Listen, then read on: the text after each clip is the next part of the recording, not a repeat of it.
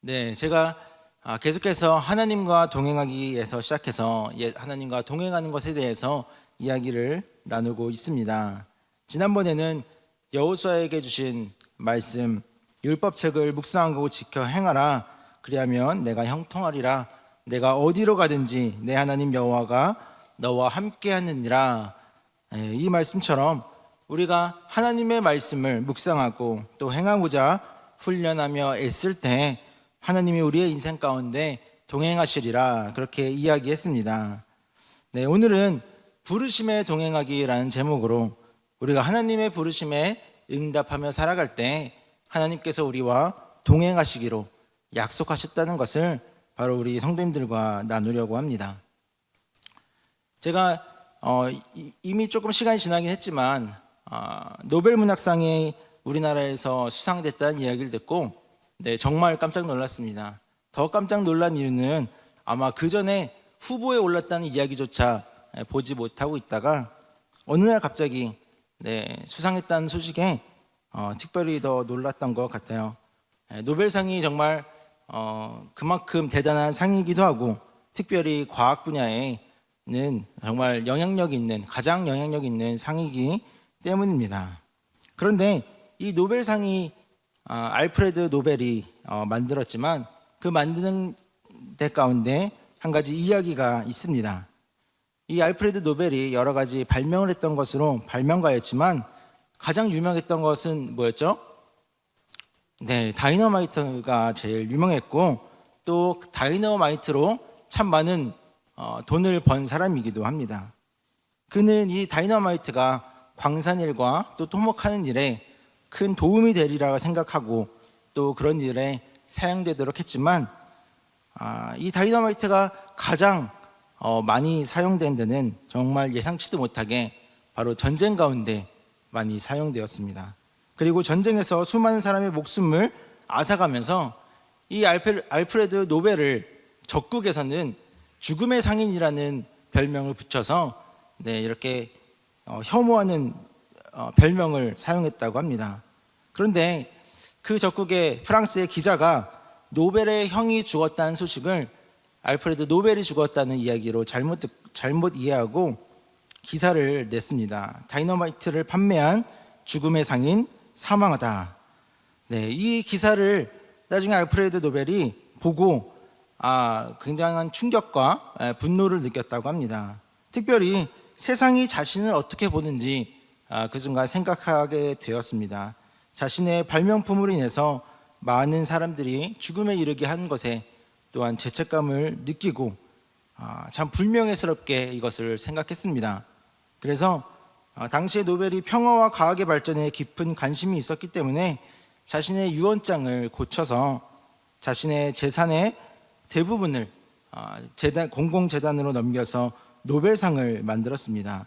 자신의 자식들에게 재산을 물려주는 대신 이 재단을 만들어서 국적과 성별에 상관없이 인류의 분야에 여러 학문의 분야에 크게 공헌한 사람에게 수여하는 노벨상을 만들어서 그것이 지금까지 이어져 왔습니다. 이 알프레드 노벨은 자신의 인생이 어떤 의미를 가지고 남을지에 대해서 생각했습니다. 자신이 행해온 일들이 정말 어떤 의미를 가질지 고민했는데요. 우리는 우리의 인생 가운데 무엇을 남기시기를 원하십니까? 알프레드 노벨은 죽음의 상인으로 남고 싶지 않아서 자신의 모든 재산을 털어서 노벨상을 만들고 지금까지 노벨의 상으로서 그 이름이 기억되는데, 우리는 우리의 삶 가운데 바로 하나님의 뜻이 이루어지고 또한 우리의 이름을 통하여서 하나님이 영광 받으시는 삶이 되기를 구하는 성도님들 되기를 축복합니다. 오늘 본문 가운데 예수님은 바로 하나님의 뜻을 향해서 살았노라고 이야기하십니다. 우리 요한복음 6장 38절의 말씀 다시 한번 보겠습니다. 시작. 내가 하늘에서 내려온 것은 내 뜻을 행하려 함이 아니요 나를 보내신 이의 뜻을 행하려 함이니라. 아멘. 이것을 보면 우리 주님께서는 자신이 보냄받은 사람으로 언제나 생각했고 또한 자신을 보내신 하나님의 뜻을 최우선으로 삼고 살았습니다. 주님께서는 언제나 하나님의 뜻을 생각하며 하나님의 뜻을 이루고자 했던 것처럼 우리도 하나님의 부르심에 응답하여서 하나님의 보내신 사람으로서 이 땅에 하나님의 보내신 사람으로 살아가기를 원하셨습니다. 여기서 우리 부르심에 대해서 제가 잠시만 이야기하겠습니다. 제가 부르심이라고 이야기했지만 보내심도 이야기되고 또 소명과 사명에 대해서 있습니다. 우리 소명은 한자로 볼 때 부를 소에 목숨 명자를 써서 보통 소명을 부르심으로 이야기하고요. 사명은 심부름, 불일 사자에 목숨 명자를 써서 사명을 이야기할 때 보통 보내심이라고 이야기하곤 합니다. 소명은 하나님이 우리를 부르심이고 또 사명은 특별히 부른 사람 중에 다시 보냄받은 것을 이야기하는데요. 사실은 이 두 가지가 많이 혼용돼서 사용됩니다. 왜냐하면 소명과 사명은 동시적이기도 하고 또 많이 비슷한 부분이 있기 때문입니다. 하나님은 우리를 하나님의 자녀로 또한 하나님의 백성으로 하나님의 보내신 일꾼으로 부르셨습니다. 그리고 우리는 그 부르심에 순종하여 하나님의 백성으로 살아가기를 결단했습니다. 또한 하나님은 우리를 사명 가운데 부르셨습니다. 하나님의 사명과 하나님의 일을 맡김에 우리는 그 부르심에 응답하여서 사명 또한 부르심으로 이야기합니다. 로마서 1장 1절에서 바울은 이렇게 이야기합니다. 예수 그리스도의 종 바울은 사도로 부르심을 받아 하나님의 복음을 위하여 택정함을 입었으니. 아멘. 바울은 자신이 사도로 부르심을 받은 것에 대해서 언제나 자신의 서신서에 많은 부분에서 썼습니다. 자신이 사도가 된 것은 바로 하나님의 부르심을 받아서 된 것이고 또한 부름받아서 열방 가운데 선교사로 열방 가운데 복음을 위하여 보내심을 받았다라고 언제나 고백했습니다. 우리는 하나님의 부르심, 하나님의 보내심을 함께 받고 있습니다.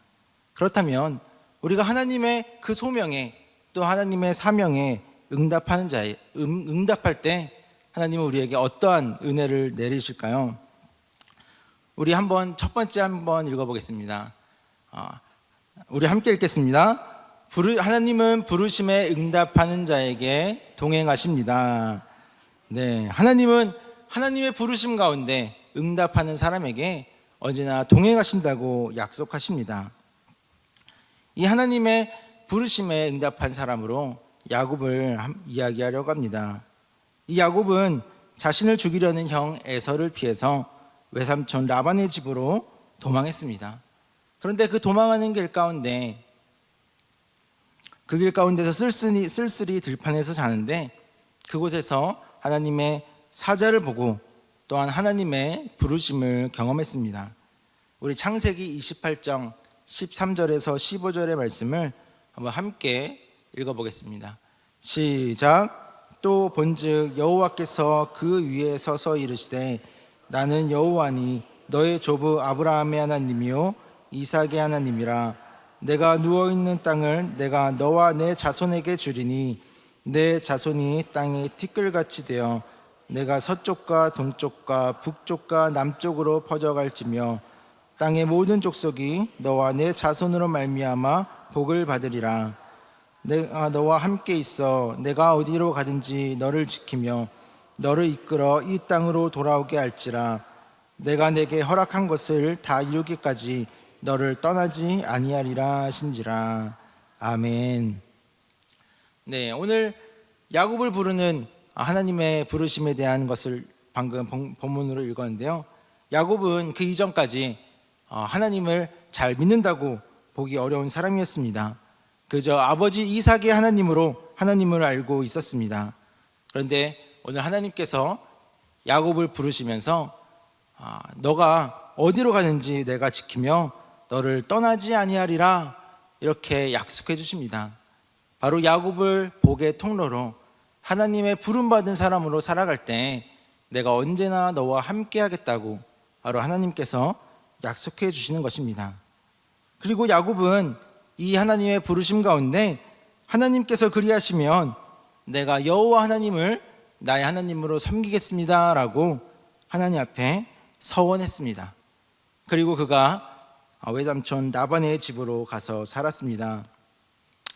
하나님이 이 야곱에게 외삼촌 라반의 집에 가서 특별히 무슨 일을 하라고 이야기하시는 것은 볼 수가 없고, 또 야곱도 그곳에서 뭐 예배를 했는지 기도를 했는지 다른 어떠한 일을 한 것을 볼 수도 없었습니다. 그러나 하나님의 부름받은 야곱은 바로 이 순간부터 내가 하나님의 사람이다라는 생각으로 그곳에서 살았던 것 같습니다. 야곱이 외삼촌 라반에게 있어서 참 품삯을 여러 번 속임 당하다가 이제 그 양 중에서 또 염소 중에서 검은 것, 아롱진 것, 그리고 그런 양과 염소를 자신의 품삯으로 받기로 협상을 했습니다. 그리고 하나님께서 튼튼한 것은 야곱의 것이 되게 하고 약한 것은 라반의 것이 되게 하셔서 야곱이 매우 번창하고 부자가 되었다라고 이제 성경에 이야기하고 있습니다. 그런데 이것은 단지 야곱이 그곳에 있을 때 하나님이 아무렇게나 행하신 것이 아니라 야곱도 분명히 자신에게 주어진 이런 복이 또 자기를 지키시고 자신의 품삯을 잘 받게 하신 분이 하나님이심을 고백합니다.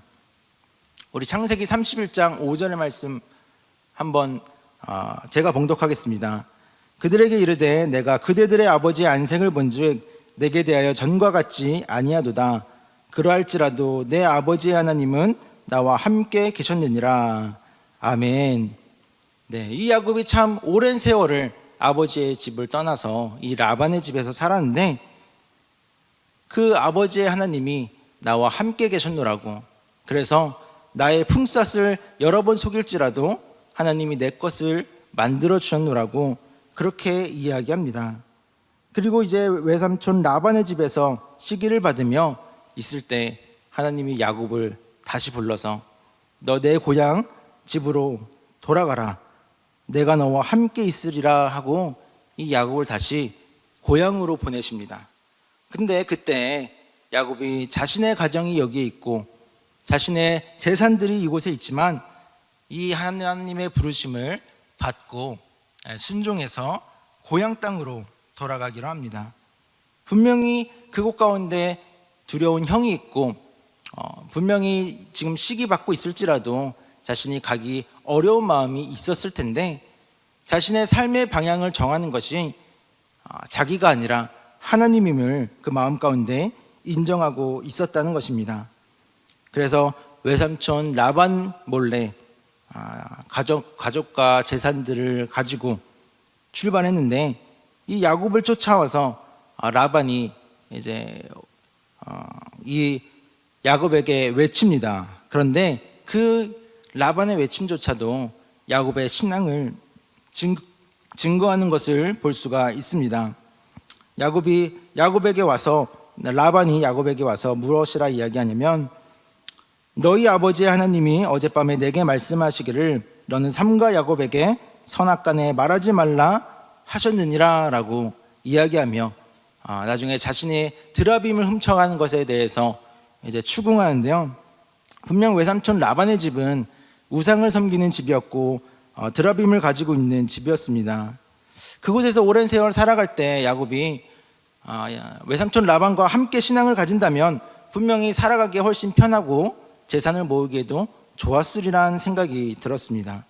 그러나 야곱은 그곳에서도 하나님을 섬기는 사람, 너의 아버지의 하나님을 섬기는 사람이었고 라반도 이 야곱이 하나님을 섬기는 사람임을 알고 있었습니다.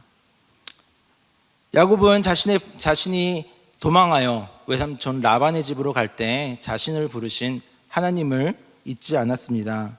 그리고 그 하나님의 부르심에 응답해서 라반의 집에서 살아갈 때도 하나님의 백성으로 하나님을 섬기는 사람으로 살아가면서 나를 도우시는 분도 하나님이시고 다시 돌아오라고 이끄시는 분도 하나님이심을 인정하며 살았던 것입니다. 하나님은 그 부르심에 응답해서 어디에 있든지 하나님의 백성으로 살아가는 그 야곱에게 그의 인생을 책임지시며 그가 평안히 고향으로 돌아오기까지 그를 떠나지 않으시고 야곱과 함께 하셨습니다. 이 하나님의 부르심 가운데 어디에 있든지 하나님으로 살아가는 것, 그것이 바로 우리를 부르시는 하나님의 소명입니다. 어떠한 일을 시키지 않아도, 어떠한 일이 나의 사명이구나라고 말하지 않을지라도 하나님의 백성으로 부르심 받은 우리는 하나님의 백성으로 살아가기를 결단하며 살아가야 합니다. 그렇게 내가 있는 곳이 하나님을 믿는 사람이구나, 내가 있는 곳에 하나님을 믿는 사람으로 살아가고 있구나 할 때에 주님은 결코 우리를 버리지 않으시고 우리와 함께 하시며 우리와 동행하여 주십니다. 또 하나님 앞에 사명을 받은 사람으로 대표적인 사람 모세가 있습니다. 하나님께서는 모세를 부르셔서 사명을 맡기셨습니다. 우리 출애굽기 3장 12절 말씀 한번 함께 봉독하게 보겠습니다. 시작.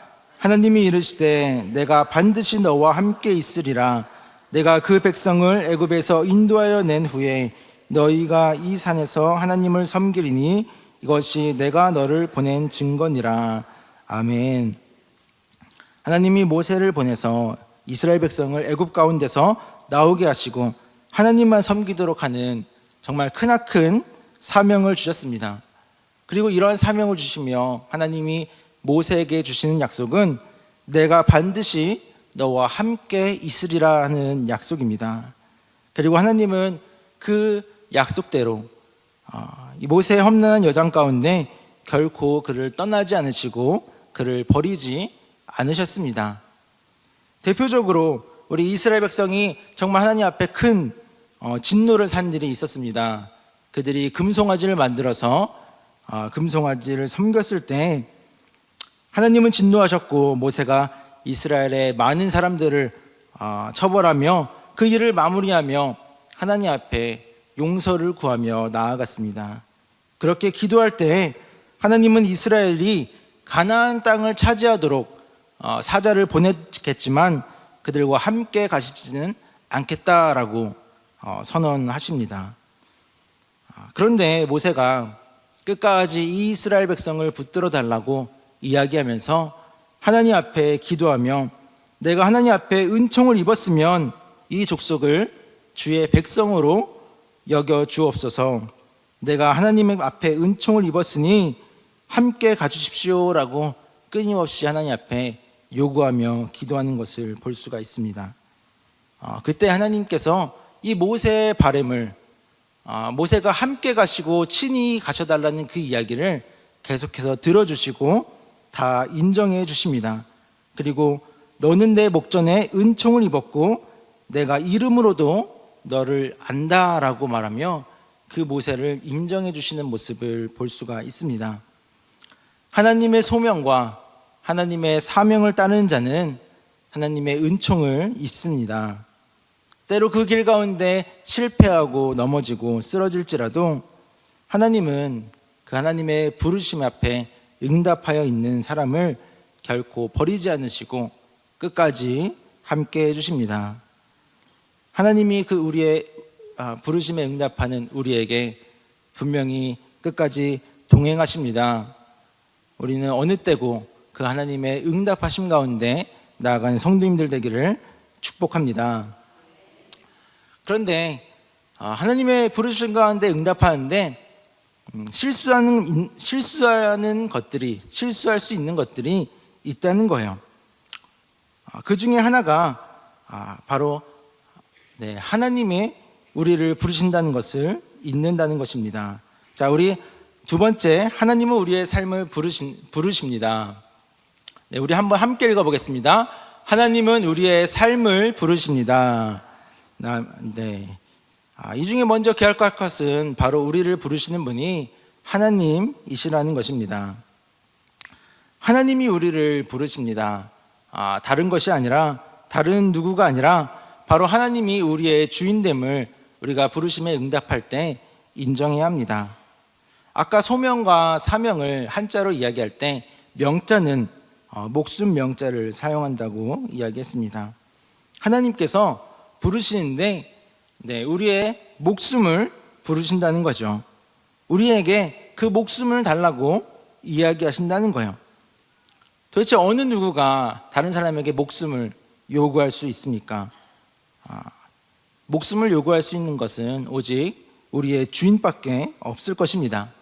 그러니 우리가 부르심에 응답하려면, 정말로 그 부르심을 놓치지 않으려면 하나님이 우리의 주인이심을, 우리를 부르시는 분이 바로 하나님이심을 잊지 말아야 한다는 것입니다. 그런데 어떤 사람들은 어느 정도 하나님의 부르심에 응답하는 것 같지만 다른 것이 우선이 되는 경우가 있습니다. 자신이 이룬 것들이 자신의 것이 되고, 하나님의 부르심을 따라서 갔는데 그곳에서 이룬 나의 삶이 자신의 것이 되고, 자신의 일이 자신의 것이 되고, 자신의 목숨도 자신의 것이 되는 경우가 있다는 것입니다. 이런 경우에는 그것을 하나님의 사람이 되었다, 하나님의 부르심에 응답한 것도 아니라고 할 수 있습니다. 미국의 오스기니스라는 신학과 철학을 전공한 작가가 있는데요. 그분이 소명이라는 책을 썼습니다. 그런데 그분이 한 글 중에 이런 글이 있습니다. 내가 무엇을 할까 보다 내가 누구인가 하는 질문이 먼저 되어야 한다. 부르신 분이 있다. 많은 사람들은 콜링을 질문하지만 먼저 나를 부르신 분이 누구인지 물어봐야 한다. 부르시는 분이 없으면 부름도 없다. 소명은 없고 단지 일만 있을 뿐이다. 이렇게 이야기했다고 합니다. 무엇을 할까요? 부르심 받은 그 자리에 무엇을 할까요? 보다 나를 부르신 분이 누구인지를 먼저 질문해야 한다는 겁니다. 거기에서 많은 사람들은 부르심이 뭡니까? 소명과 사명, 맡겨진 일이 무엇입니까? 라고 물어보지만 그 부르신 분이 하나님이심을 먼저 확실하게 정해야만 그것이 그냥 일로 되는 것이 아니라 하나님의 부름이 있는 소명이 된다라고 이야기하는 것입니다.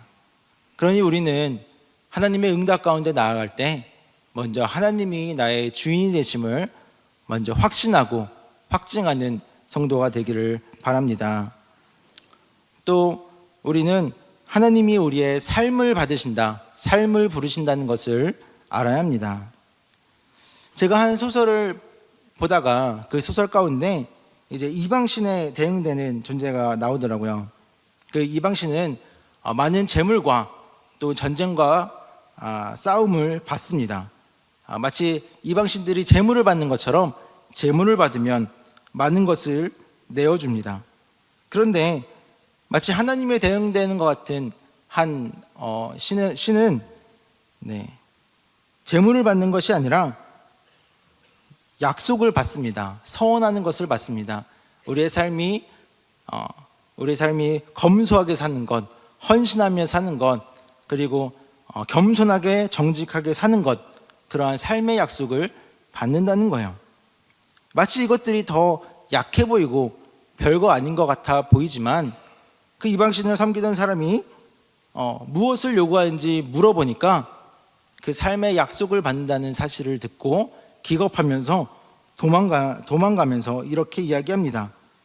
삶을 받는다는 것은 목숨과 생사 여탈권을 다 받는 것, 운명을 바치는 것과 다를 바가 없기 때문에 자신은 이것을 바치고 드릴 수 없다라는 이야기를 하더라고요. 참 별거 아닌 소설 속의 이야기지만 저는 꽤 충격적으로 받아들여졌습니다. 이 삶의 약속을 드리는 것 별거 아닌 것 같고, 내 삶의 변화를 드리는 것 별거 아닌 것 같지만 그것은 우리의 목숨을 드리는 것이고 우리의 운명을 드리는 것과 같다라는 생각이 들더라고요.